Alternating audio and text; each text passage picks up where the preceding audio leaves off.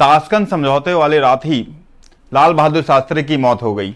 भारत के सामने एक मजबूत नेतृत्व की चुनौती थी। श्रीमती इंदिरा गांधी भारत की अगली मजबूत प्रधानमंत्री बनी। 1967 के आम चुनाव में कांग्रेस बहुमत से जीती। इंदिरा गांधी अपनी कठोर निर्णय क्षमता के लिए मशहूर थी। उन्होंने बांग्लादेश को आजादी दिलाने में महत्वपूर्ण भूमिका निभाई। इंदिरा गांधी की ताकत और लोकप्रियता दोनों ही बढ़ते जा रही थी। 1971 में भारत ने बांग्लादेश को पाकिस्तान से मुक्त कराने में मदद की। 1974 में भारत ने राजस्थान के पोखरन में पहला न्यूक्लियर टेस्ट किया। भारत अब अमेरिका और सोवियत संघ दोनों से ही अपने संबंध बेहतर कर रहा था। 1970 के दशक में भारत की जनसंख्या बहुत तेजी से बढ़ रही थी। इतनी सारी जनसंख्याओं को खाना दे पाना भारत के लिए एक बहुत बड़ी समस्या हो गई थी। भारत को विदेश से अनाज और खाना मंगाना पड़ता था। भारत ने हरित क्रांति कर अनाज की कमी को दूर किया। अब Bharat food grain importing country के बदले फूड ग्रेन एक्सपोर्टिंग कंट्री बन गया। 1971 में भारत पाकिस्तान का तीसरा युद्ध हुआ। इस युद्ध में पाकिस्तान की बुरी तरह से हार हुई और बांग्लादेश एक स्वतंत्र देश बन गया। 1973 में सिक्किम में दंगे भड़क उठे। उस समय सिक्किम भारत का हिस्सा नहीं था।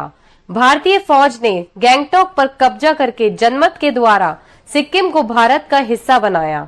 धीरे धीरे उत्तर पूर्व के बाकी राज्य जैसे नागालैंड, मेघालय, मिजोरम बने। 1974 में इलाहाबाद हाईकोर्ट ने इंदिरा गांधी को अपनी पावर का दुरुपयोग करने का दोषी पाया। देश भर में राज्यव्यापी आंदोलन छिड़ गए। कई राजनीतिक दल और राजनीतिक नेता इंदिरा गांधी को हटाने की मांग करने लग गए। हर तरफ इंदिरा हटाओ हटाओ आंदोलन चलने लग गया और इंदिरा गांधी ने फिर 1974 में तत्कालीन राष्ट्रपति फखरुद्दीन अली अहमद को मनाकर देश भर में आपातकाल लगा दिया। आपातकाल भारत के इतिहास का एक काला सच है। 21 महीने चले आपातकाल ने भारत की स्वतंत्रता दोबारा से छीन ली। चुनाव स्थगित हो गए और नागरिक अधिकारों को समाप्त कर दिया गया। इंदिरा गांधी 20 सूत्रीय कार्यक्रम चलाकर अपनी छवि सुधारना चाहती थी, लेकिन तुर्कमान गेट की घटना और फोर्स नसबंदी ने ऐसा होने नहीं दिया। 1977 का आम चुनाव इंदिरा गांधी हार गई और जनता दल के मोरारजी देसाई पहले नॉन कांग्रेसी प्रधानमंत्री बने। 1980 में इंदिरा गांधी भारत की दोबारा प्रधानमंत्री बन गई।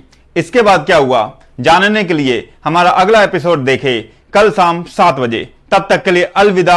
अपना ख्याल रखें। जय हिंद, जय भारत।